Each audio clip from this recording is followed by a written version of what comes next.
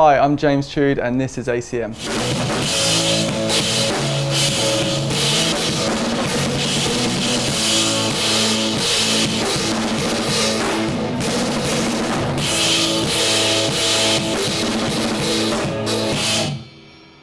I'm James Trood and I've been playing drums for about 15 years. I'm a session musician and I started off by playing in like small venues around the country, playing to like around the UK, playing to like pub like goers and stuff like that. And then I started working with electronics specifically and started getting picked up by more artists who are using like electronics and like pads and stuff like that. Yeah, so I mainly work with Aluna George and have been for the past 7 years.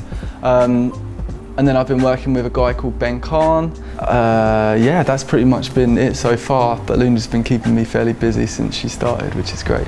So I spoke about like the beginning of my career, playing in bands and then like around the country, and then basically leading towards using Ableton and like and using the SPD. And I also discussed why it's important to use backing tracks nowadays because so many artists are using them. Aluna's great. I love it actually. Last year I did my first ever arena tour, which was really something special. It was incredible.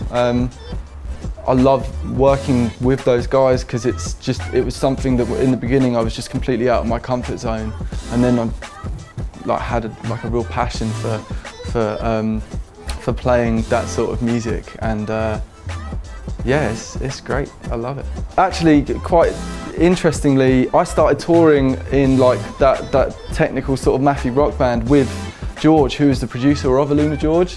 So after that disbanded, like he was looking for a drummer and told me to get an SPDS, and I did, and yeah, 6 years later I'm still playing for him. Playing in front of a camera is really difficult, I found. Not playing in front of an audience as well.